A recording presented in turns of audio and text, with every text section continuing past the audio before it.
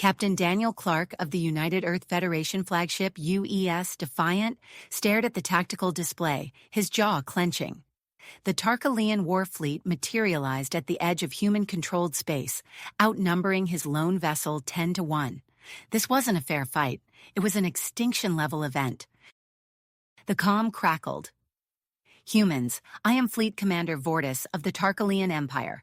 Surrender now and submit to colonization or face annihilation. Clark's mind raced.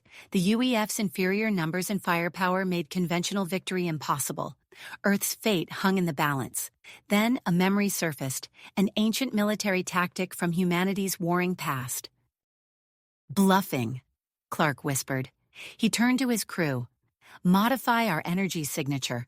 Make it look like we're charging a planet-destroying superweapon. As the engineers worked feverishly, Clark diverted all power to the Defiant's shields. The ship's systems groaned under the strain. On the Tarkalian command ship, Vortis watched in growing alarm as the human vessel's energy readings spiked to unprecedented levels. His tacticians scrambled to identify the unknown weapon. Impossible, Vortis hissed. All ships attack. Stop that weapon from firing. The Tarkalian fleet unleashed a barrage of energy weapons and missiles. The Defiant shuddered under the assault, but its reinforced shields held. Clark seized the moment of chaos. He maneuvered the Defiant into position, targeting the Tarkalian command ship's vital systems. With a precision strike, he disabled Vortis's vessel. Confusion rippled through the Tarkalian ranks. Without central command, the alien fleet fell into disarray and retreated. In the aftermath, UEF High Command made a chilling discovery. The Tarkalians were merely scouts for a much larger invasion force. Earth had narrowly avoided colonization through Clark's quick thinking. Recognizing the potential of bluffing against technologically superior races, the UEF established the Strategic Deception Unit, SDU. Clark, now hailed as a hero, became its first commander.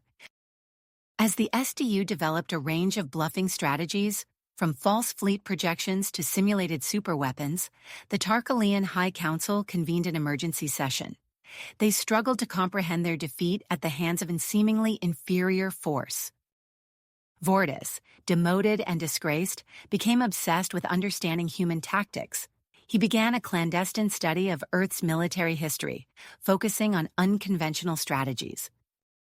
News of the Defiant's victory spread across the galaxy. Some alien races feared humanity's apparent technological superiority, while others sought to uncover the secrets of Earth's advanced weaponry. The UEF capitalized on this perception, leveraging it to negotiate favorable treaties and expand human influence. However, they knew it was only a matter of time before their bluff was called. A new arms race began as humanity pushed to develop real advanced weaponry to match their fabricated capabilities. Innovation flourished under the pressure of maintaining the deception. In introducing the concept of bluffing to galactic warfare, humanity had reshaped the cosmic battlefield. With the SDU at the forefront, Earth stood ready to face whatever challenges the universe might bring, whether through force or fabrication. The UEF High Command convened in a dimly lit conference room, the holographic display of Earth's defense grid casting an eerie blue glow across their faces. Admiral Zhao, her silver hair pulled back in a tight bun, addressed the assembled officers. Gentlemen, the Defiant's victory has given us a unique opportunity. We need to capitalize on this perception of strength while we can. Captain Daniel Clark, still wearing his dress uniform from the commendation ceremony, leaned forward. What do you propose, Admiral? Zhao's eyes locked onto Clark. We're establishing a new division, the Galactic Intelligence and Tactics Division, and you, Captain, will be its director. Clark's eyebrows shot up. Me, but I'm just a ship captain. A ship captain who outmaneuvered an entire alien fleet. Zhao cut in. Your quick thinking saved Earth. Now we need that same ingenuity to protect us long term. As the meeting adjourned, Clark found himself in his new office, staring at a list of potential recruits. One name stood out, Dr. Marcus Harris, xenopsychologist. Days later, Harris sat across from Clark, his wild hair and rumpled lab coat a stark contrast to the sterile GITD facility. You want me to study alien minds? Harris asked, eyes wide with excitement. Clark nodded. We need to understand how they think, how they perceive deception. It could give us a crucial edge. Harris dove into his work, poring over reports and alien cultural data. Weeks passed, and he burst into Clark's office one morning, waving a data pad. "I've found something incredible," Harris exclaimed. "Many of these species, including the Tarkalians, evolved in environments where deception was unnecessary or even harmful. They literally can't comprehend the concept of bluffing." Clark leaned back, a smile spreading across his face. "That explains why our tactic worked so well. This could change everything." While Harris continued his research, Clark turned his attention to technological development. He recruited Chief Engineer Alexei Volkov, a burly man with calloused hands and a brilliant mind. Volkov's team worked tirelessly in a cavernous hangar, surrounded by prototype holographic emitters. After months of failures and breakthroughs, Volkov activated the system. The hangar transformed. Where there had been empty space, a fleet of UEF battleships now hung in the air, indistinguishable from reality. "Incredible," Clark breathed, reaching out to touch a holographic hull. His hand passed through it, but the illusion remained perfect. Volkov grinned. "On long-range scanners, these will be indistinguishable from real ships. We can project entire Phantom fleets." As word of Earth's supposed military might spread through the galaxy, opportunity knocked. Ambassador Krelnax of the Zarthal Confederation arrived, his iridescent scales shimmering as he extended a hand in greeting. "Captain Clark," Krelnax said, voice smooth as silk, "my people are most impressed by your recent war accomplishments. We wish to discuss a mutual defense pact." Clark smiled, knowing the game that was afoot. "We'd be delighted to show you some of our capabilities, Ambassador. Perhaps a tour of our shipyards." Over the next few days, Clark orchestrated a series of accidental demonstrations. Krelnax's eyes widened as he glimpsed Volkov's holographic fleet during a routine test. The ambassador left Earth convinced of humanity's vast military power, signing a treaty that opened new trade routes and resource-rich systems to human exploration. But not all alien races were so easily fooled. On the bridge of his flagship, Imperator Zexgor of the Vorax Imperium glowered at the tactical display showing human space. These apes went from insignificant to galactic players overnight. Zexgor snarled, mandibles clicking in agitation. "It's not possible. There must be some trick." He turned to his spy master, a shadowy figure lurking in the corner. "Infiltrate their colonies. I want to know the truth about their capabilities."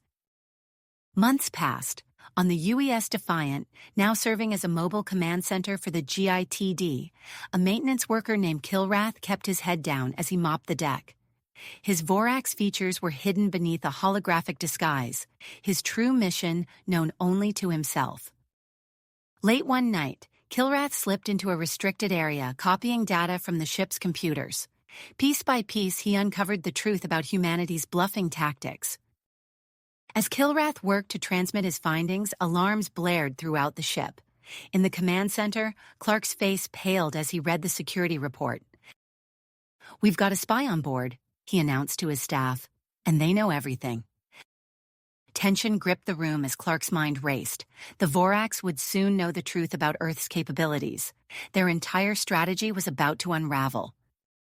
"Sir," a junior officer called out, "long-range sensors are picking up a massive energy surge from Vorax space. It looks like they're mobilizing for an attack." Clark's fists tight. They were out of time. Earth's forces, while improved, were still no match for the Vorax in open combat. Their only hope lay in one last, desperate bluff. "Initiate Operation Phantom Menace," Clark ordered, his voice steady despite the gravity of the situation. "And find me that spy. We need to stop that transmission at all costs." As the crew sprang into action, Clark stared out at the stars. The next few hours would determine the fate of humanity.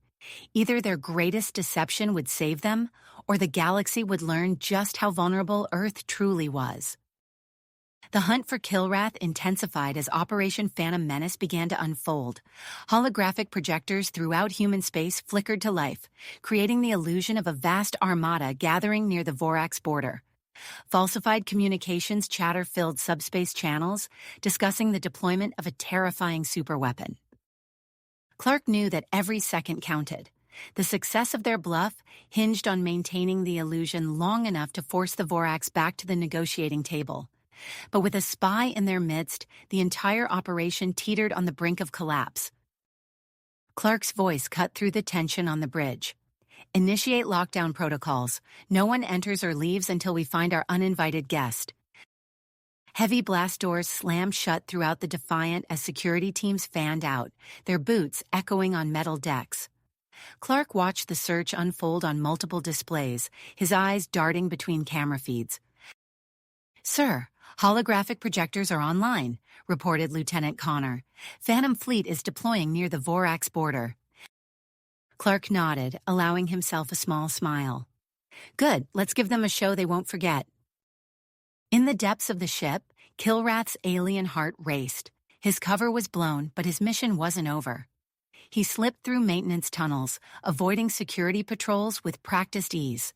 The Vorax spy reached a secondary engineering control room and began furiously tapping at a console. Alarms blared as system after system went haywire. On the bridge, warning lights flashed red across every station. "Report," Clark barked. "Multiple systems failures, sir," Connor replied, her fingers flying across her console. "Safety protocols are being overridden in the main reactor." Clark's blood ran cold. "Get Volkov down there now." In engineering, Chief Engineer Alexei Volkov cursed in his native Russian as he fought to regain control of the reactor. Sweat beaded on his brow as he barked orders to his team.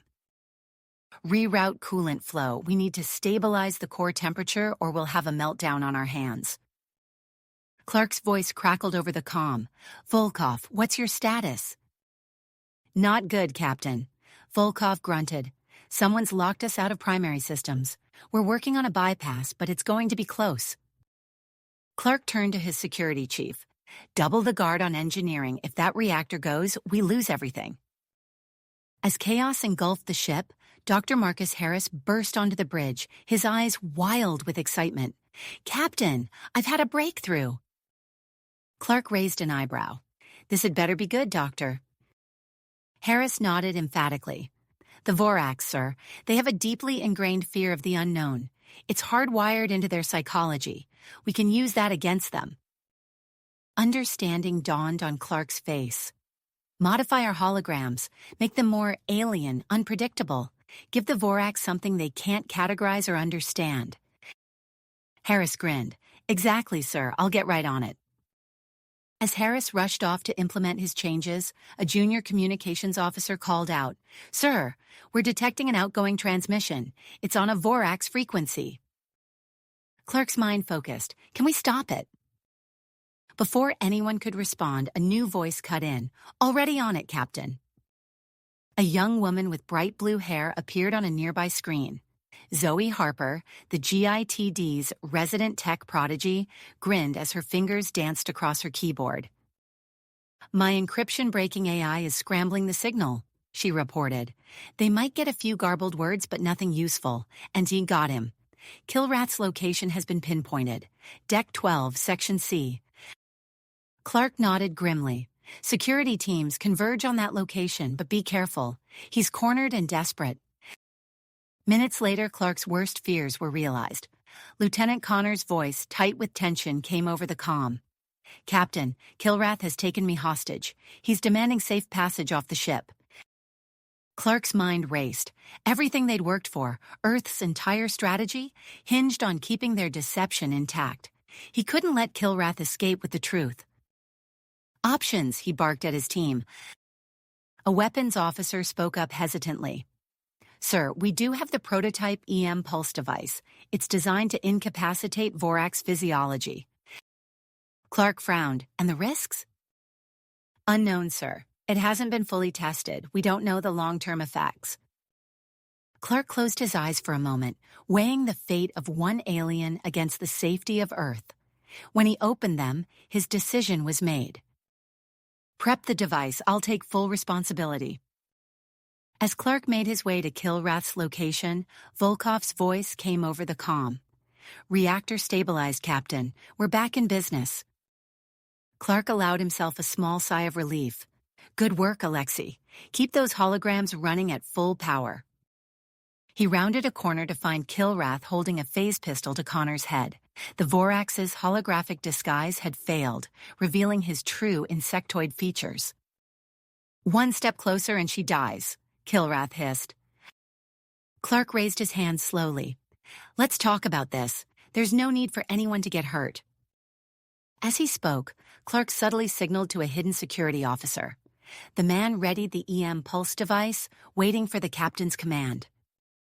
Kilrath's compound eyes darted nervously.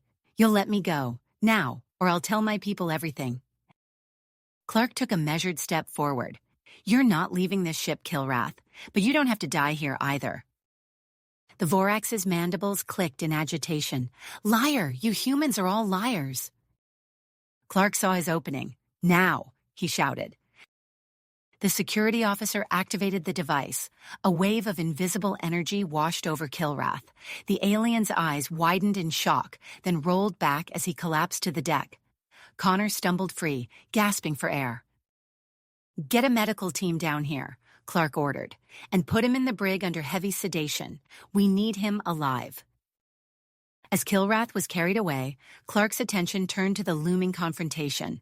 The real Vorax fleet, led by Imperator Zek-Skor himself, was approaching rapidly.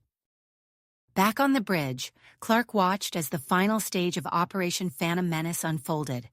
A massive holographic superweapon, filled with impossible energies, materialized among the illusory human fleet. "All stations report," Clark commanded. "Holographic systems at maximum output," Volkov replied. "Psychological modifications implemented," added Dr. Harris. "Vorax fleet holding position just outside weapons range," Connor reported, back at her station. Clark took a deep breath. Everything rode on the next few moments. Would Zek-Skor fall for their bluff or call their hand?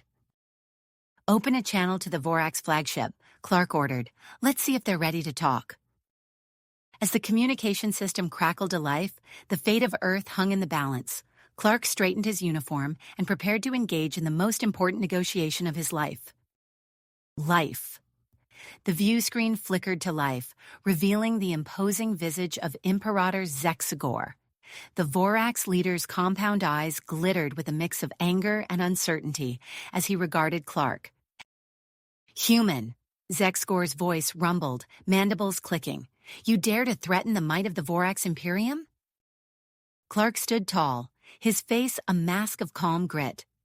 "Imperator, we have no desire for conflict, but make no mistake, we are prepared to defend ourselves with overwhelming force if necessary." As if on cue, a brilliant flash of light erupted from the holographic superweapon. The explosive charges Volkov had carefully placed created the illusion of a devastating energy beam lancing out into space. Clark silently thanked his chief engineer for his ingenuity. Zek-Skor's eyes widened, antennae twitching in alarm. "What manner of abomination have you created?" "A safeguard, Imperator," Clark replied smoothly. "One we hope never to use, but the choice is yours." The communication channel closed abruptly. Clark turned to his crew, tension evident in every line of his body. Now we wait. On the bridge of the Vorax Dominion, chaos erupted. Military leaders argued vehemently, their chittering voices rising to a fever pitch. Zek-Skor slammed a clawed appendage against his command chair, silencing the cacophony. "Enough!" he roared. "We cannot rush blindly into battle against an enemy of unknown strength." A grizzled veteran, his exoskeleton scarred from countless battles, stepped forward. "Imperator, we have intercepted a partial transmission from our operative. It suggests the humans may be deceiving us." Zek-Skor's compound eyes narrowed. "Show me." The fragmented message from Kilrath played on a nearby screen, garbled and unclear thanks to Zoe Harper's encryption-breaking AI. What little could be understood hinted at some form of deception, but offered no concrete proof. Doubt gnawed at Zexcor's mind. Could the humans truly possess such devastating weaponry? Or was this all an elaborate ruse? Back on the Defiant, Dr. Marcus Harris burst onto the bridge, his eyes alight with excitement.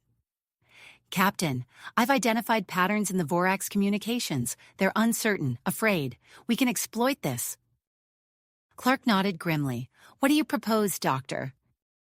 Harris outlined his plan rapidly, gesturing animatedly.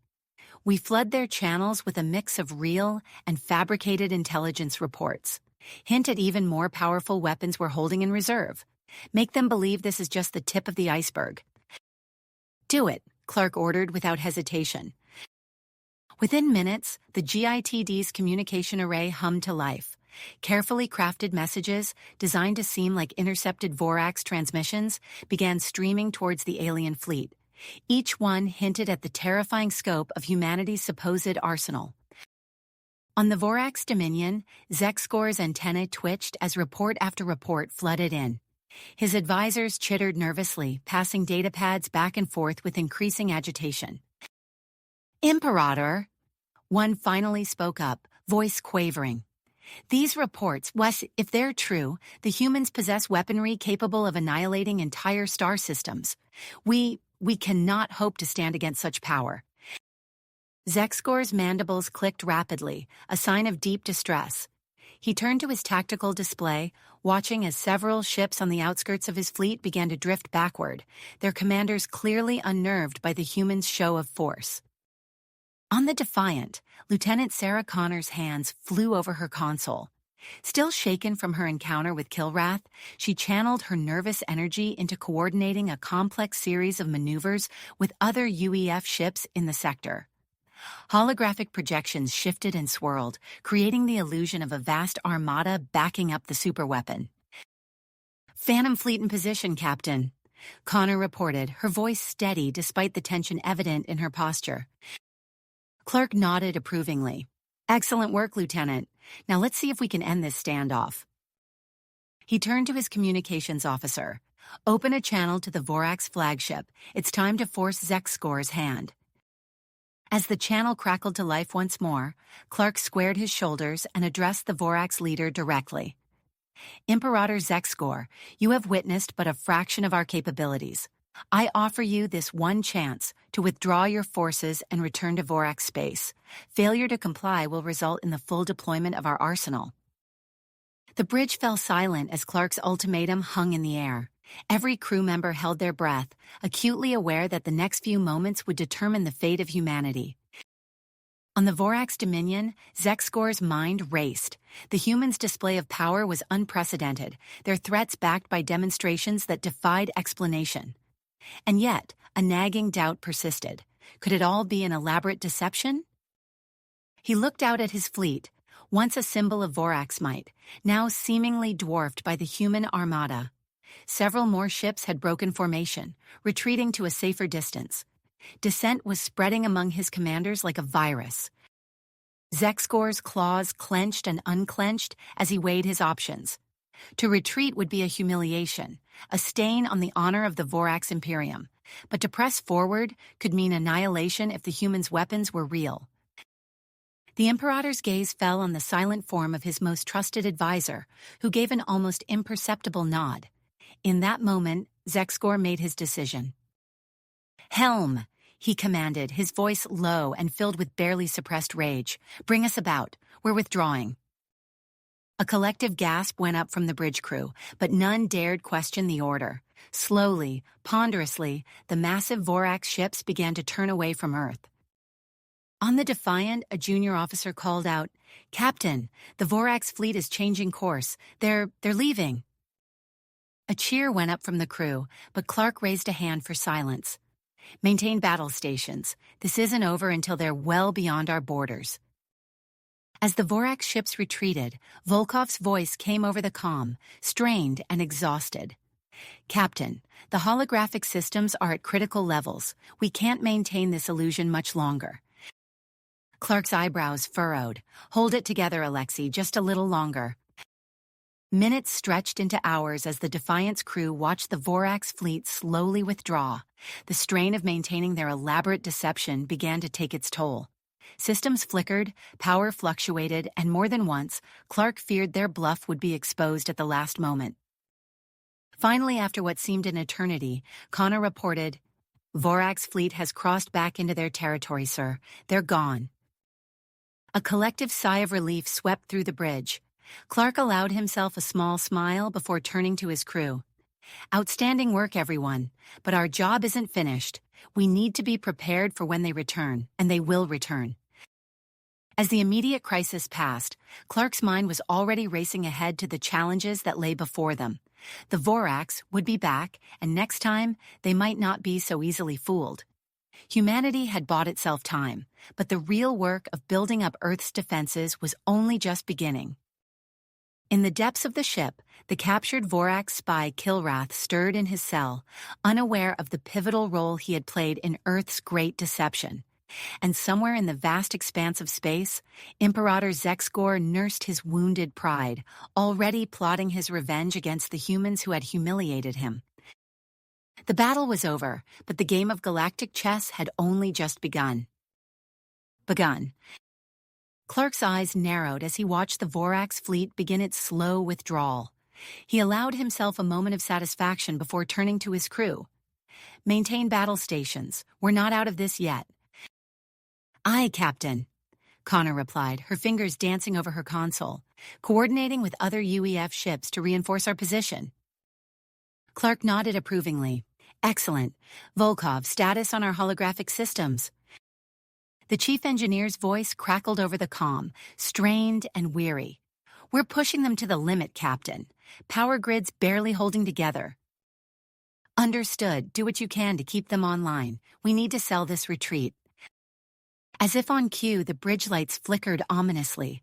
Clark gripped the arms of his chair, acutely aware of how precarious their position truly was. "Sir," Connor called out, her voice tight with urgency.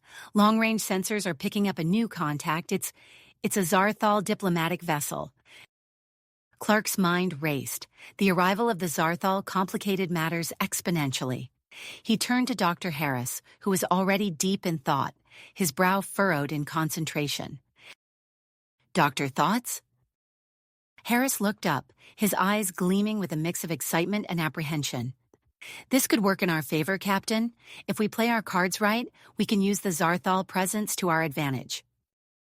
"Explain," Clark demanded, leaning forward intently. "We stage a de-escalation," Harris said, his words tumbling out rapidly. "Use the Zarthal's arrival as an excuse to power down our superweapon. It gives us a way out of this without losing face." Clark considered the proposal for a moment, then nodded decisively. "Make it happen. Connor, coordinate with the fleet. I want a show of force, but make it look like we're standing down." As Connor relayed orders to the other UEF ships, Clark turned his attention to the more immediate problem. "Volkov, we need to keep these holograms running until the Zarthal arrive. What do you need?" The engineer's voice was grim. "We're running on fumes, Captain. I've got teams rerouting power from every non-essential system, but it's not enough. We need more." Clark made a split-second decision. Evacuate decks 12 through 15. Reroute life support power to the holographic systems. A shocked silence fell over the bridge. Clark met the eyes of his crew, seeing a mix of surprise and grit. "I know it's extreme, but we've come too far to fail now. Make it happen." The next few minutes were a flurry of activity. Crew members donned emergency suits and moved to designated safe zones as entire sections of the ship went dark. The strain on the Defiant systems eased slightly, but Clark knew they were living on borrowed time. As the Zarthal ship drew closer, Clark steeled himself for the next phase of their deception. He opened a channel to the approaching vessel. "This is Captain Daniel Clark of the UES Defiant. We welcome your arrival, Ambassador Krelnax." The Zarthal's face appeared on the monitor, its multiple eyes blinking in a complex pattern. "Captain Clark," the translator rendered its vibrating speech, "we have come to offer our assistance in resolving this conflict." Clark nodded gravely. Your timing is fortuitous, Ambassador. As a gesture of good faith, we are preparing to power down our defensive systems.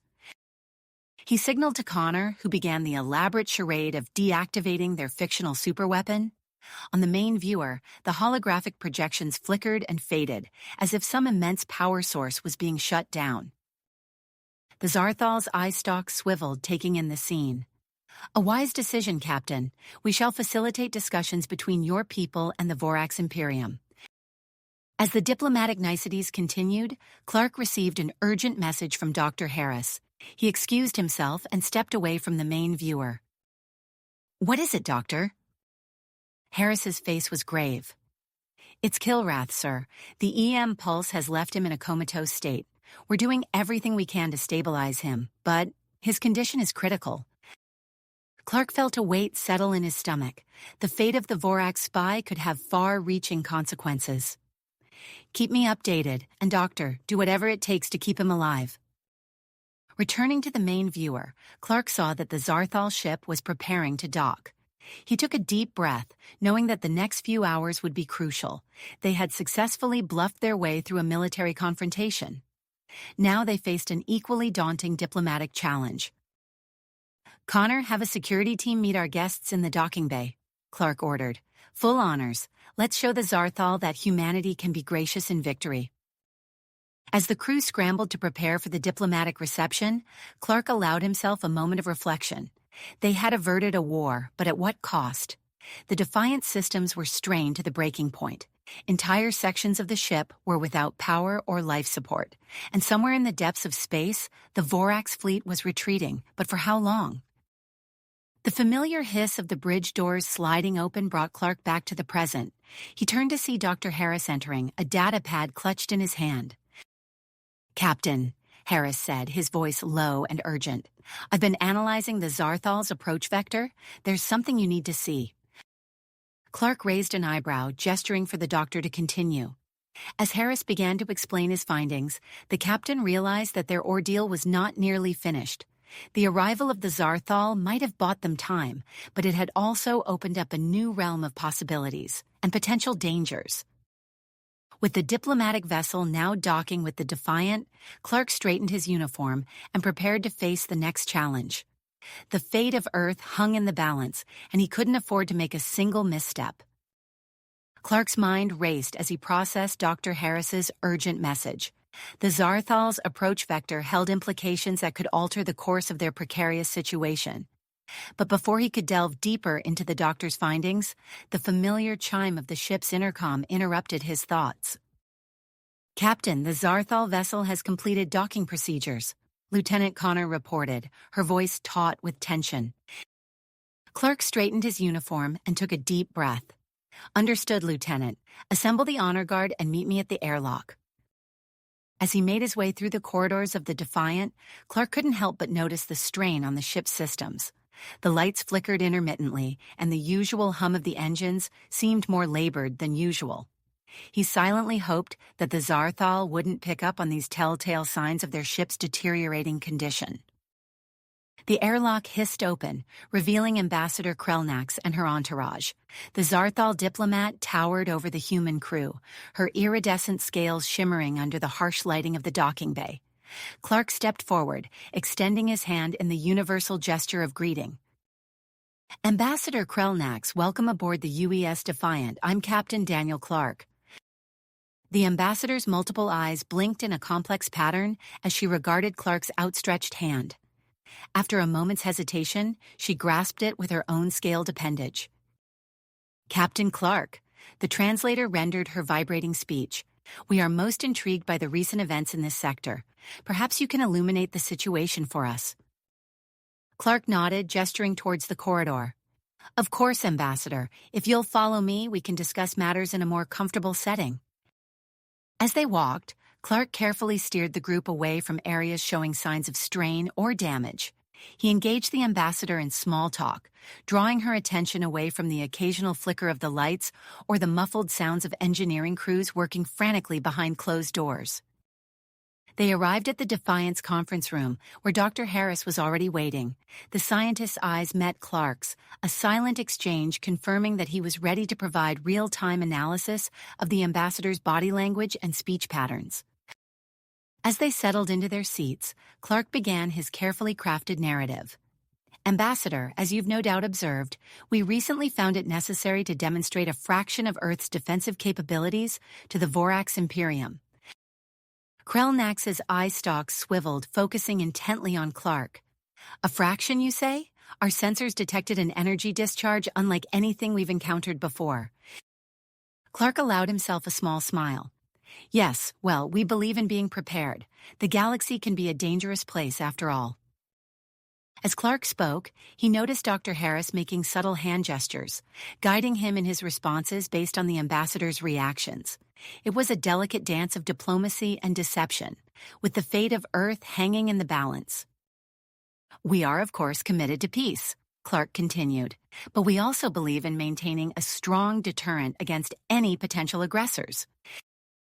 Krellnax's scales rippled, a sign that Dr. Harris interpreted as intrigue mixed with a hint of concern. The ambassador leaned forward, her voice lowering to a soft vibration.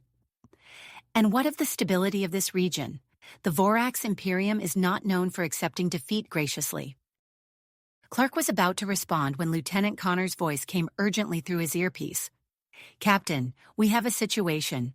Long-range sensors are detecting a group of Vorax ships breaking off from the main fleet. They appear to be probing our defensive perimeter. Maintaining his composure, Clark addressed the ambassador. You're quite right to be concerned about stability, Ambassador. In fact, we're detecting some Vorax activity that requires our attention. Perhaps you'd like to observe how we handle such situations. Krellnax's eye stalks quivered with interest.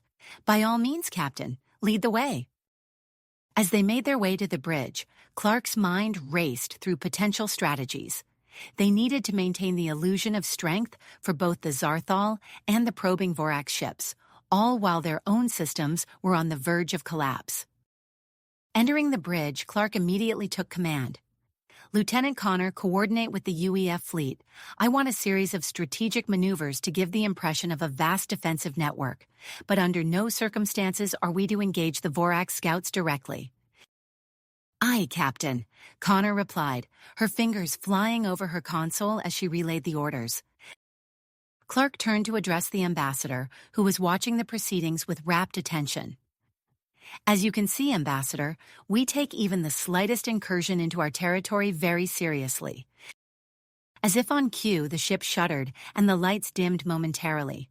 Clark's heart raced, but he maintained his calm exterior. Just a routine power fluctuation, Ambassador. Nothing to be concerned about. Dr. Harris, who had followed them to the bridge, suddenly approached Clark with a data pad. Captain, a word in private? Excusing himself, Clark stepped aside with the doctor. Harris's voice was low and urgent. Sir, Kilrath is showing signs of recovery. If he regains consciousness... Clark's mind whirled with the implications. The Vorax spy could expose their entire operation if he managed to communicate with the ambassador or the probing ships. Keep him sedated, Doctor, whatever it takes. As Clark turned back to the ambassador, Chief Engineer Volkov's voice crackled over the comm. Captain, we've got multiple cascading failures throughout the ship. The holographic projectors are becoming unstable. We can't maintain this for much longer. Clark realized they were rapidly running out of time and options. In a moment of inspired desperation, he turned to Ambassador Krellnax. I apologize, Ambassador, but we must cut our tour short. The Defiant is about to engage in a classified recharge procedure for our advanced systems. I'm afraid we'll have to ask you to return to your ship for your own safety. Krellnax's scales shimmered with a mix of disappointment and curiosity. A recharge procedure? Fascinating. Perhaps we could discuss a technology exchange in the future? Of course, Ambassador, Clark replied smoothly. We look forward to strengthening our alliance with the Zarthal Confederation. As they escorted the ambassador back to the airlock, Lieutenant Connor's voice came urgently over the comm. Captain, the Vorax probe ships are accelerating. They're moving deeper into our claimed territory. Clark's mind raced. This aggressive move by the Vorax could be their undoing, or their salvation. As they reached the airlock, he made a split-second decision. Ambassador Krelnax, it seems the Vorax are intent on testing our commitment. With your permission, I'd like to demonstrate exactly how we deal with such incursions. The ambassador's eye stalks quivered with anticipation. By all means, Captain, we are most interested in observing your methods. Clark turned to Connor. Lieutenant, target the lead Vorax probe ship. Prepare to fire on my command. As the Defiance weapon systems powered up, drawing on the last reserves of the ship's energy, Clark felt the weight of the moment. This single action would either cement Earth's position as a galactic power or expose their elaborate bluff in spectacular fashion. The bridge fell silent as all eyes focused on the main viewer, watching the Vorax ship grow larger as they closed in. Clark's hand hovered over the firing control, every muscle tense, waiting for the perfect moment to unleash their final risky move. Gambit. As his finger hovered over the firing control, Clark felt the ship's energy reserves surge into the weapon systems. The bridge hummed with tension, all eyes fixed on the main viewer. Lieutenant Connor, target the lead Vorax probe ship's propulsion systems, Clark ordered, his voice steady despite the pressure. We want to disable, not destroy. Connor's fingers flew across her console. Aye, Captain. Target locked. Clark took a deep breath. Fire. The Defiant shuddered as a brilliant beam of energy lanced out, striking the Vorax ship with surgical precision. On the main viewer, the vessel's engines flared and then went dark, leaving it drifting helplessly in space. Ambassador Krelnax's eye stalks quivered with excitement. Remarkable accuracy, Captain. Your weapons technology is truly impressive. Clark allowed himself a small smile, even as he watched the remaining Vorax probe ships halt their advance. Thank you, Ambassador. We believe in efficiency and restraint when it comes to military action. The bridge erupted in a flurry of activity as reports flooded in. Lieutenant Connor's voice cut through the din. Sir, the remaining Vorax ships are breaking off their approach. They're retreating. Clark nodded, maintaining his composure. As expected, Lieutenant, they've learned the cost of testing our defenses. Ambassador Krelnax turned to Clark, her scales shimmering with what he hoped was admiration. Captain, in light of this impressive display, I would like to extend my stay aboard the Defiant. I believe there is much we could discuss regarding future cooperation between Earth and the Zarthal Confederation. Clark's heart raced at the request, but he kept his expression neutral. We would be honored, Ambassador. I'm sure we can arrange. His response was cut short as Chief Engineer Volkov's voice crackled over the comm, filled with barely suppressed panic. Captain, we have a situation. That weapons discharge pushed our systems beyond their limits. We're experiencing cascading failures across multiple decks, including life support. Clark felt a cold sweat break out on his forehead. He turned to the ambassador, scrambling for an explanation. I apologize, Ambassador. It seems our advanced systems require some recalibration after such a precise strike. If you'll excuse me for a moment. He stepped away, lowering his voice as he addressed Volkov. Give me options, Chief. How long can we maintain? At this rate, maybe an hour before total systems failure. We're rerouting power, but it's like plugging holes in a sinking ship with our fingers. Before Clark could respond, Dr. Harris's urgent voice came through his earpiece. Captain, we have another problem. Kilrath is awake. Clark's blood ran cold. The Vorax spy regaining consciousness could unravel their entire deception. Keep him contained, Doctor. I'm sending security now. He turned to Lieutenant Connor. Dispatch a security team to the medical bay immediately. Connor's face fell. Sir, the turbolifts are malfunctioning and the transporters are offline. They'll have to go on foot. Clark cursed internally. Every second counted, and now they were facing delays at every turn. He made a split-second decision. Lieutenant, begin evacuation procedures for all non-essential personnel. Cite classified maintenance as the reason. As Connor relayed the orders, Clark returned to Ambassador Krelnax, his mind racing to maintain their facade. Ambassador, I apologize for the interruption. We're initiating some classified maintenance procedures that require partial evacuation. I assure you, this is routine for a ship of the Defiant's advanced nature." The ambassador's eye stalks swiveled with curiosity. "Fascinating, Captain. Your ship continues to intrigue me. Perhaps I could observe these procedures." Clark forced a smile. "I'm afraid that won't be possible due to security protocols. However, I'd be happy to continue our discussions on future cooperation."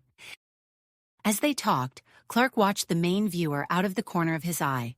The Vorax fleet was pulling back, clearly unwilling to risk further confrontation.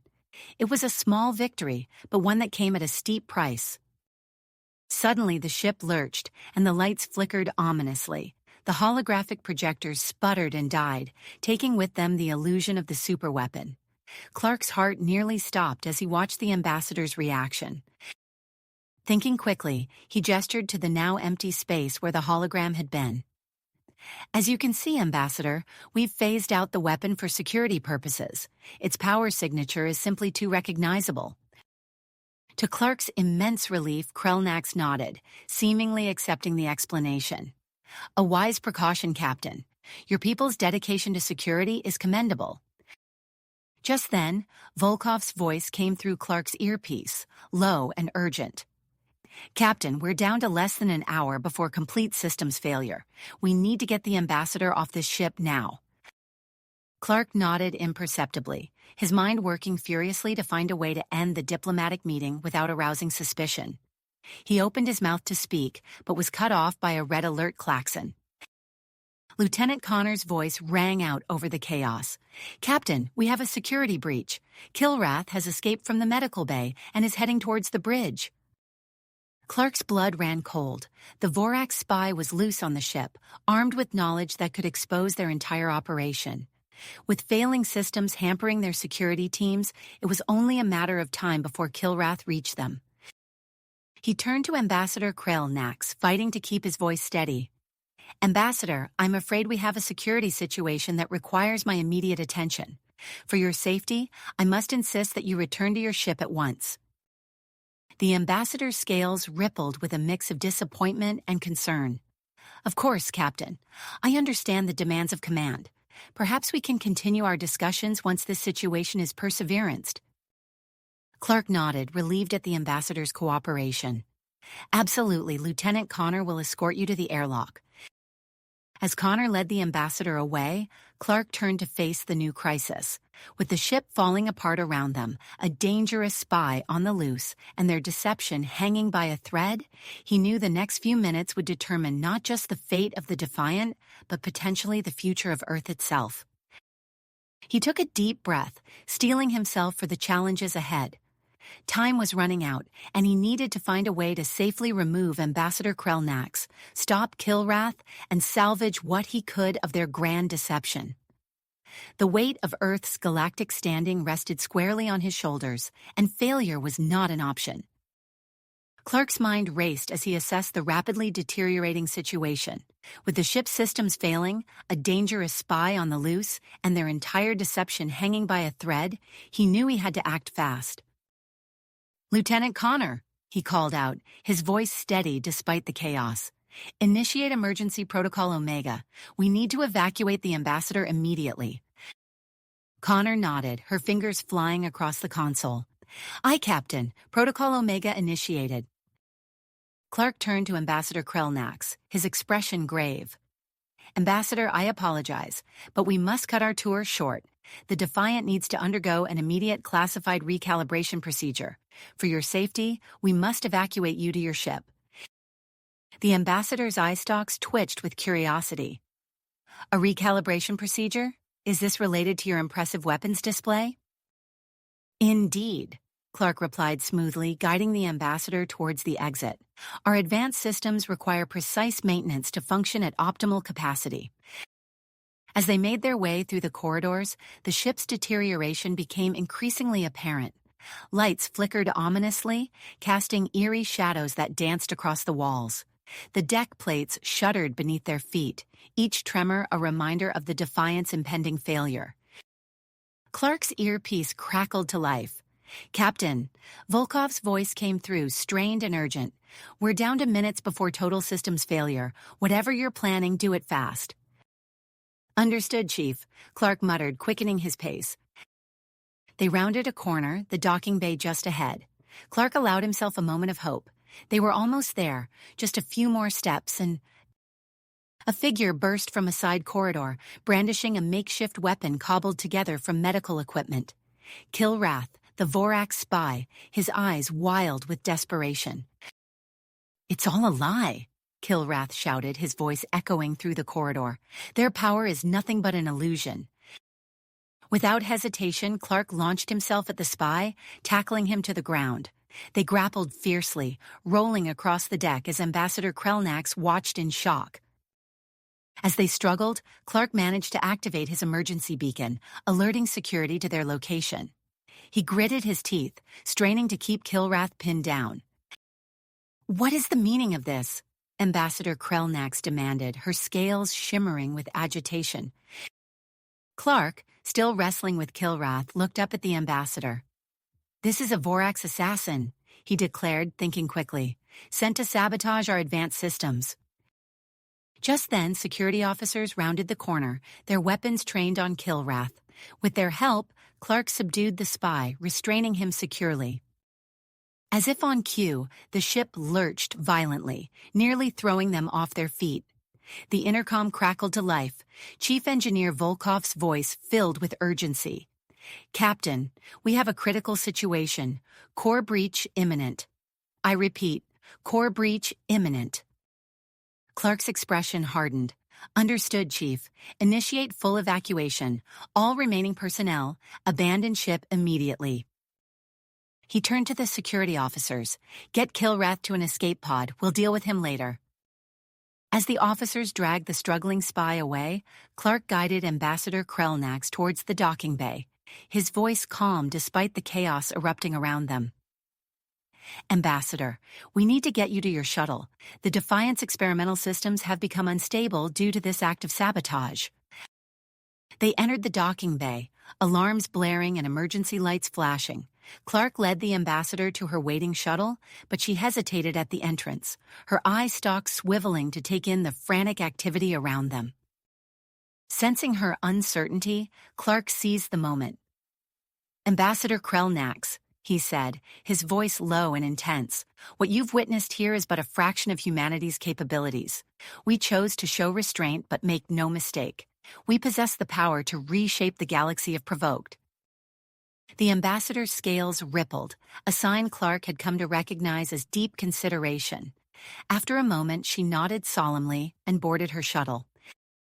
As the Zarthal vessel disengaged, Clark sprinted towards the bridge, dodging panicked crew members and leaping over fallen debris.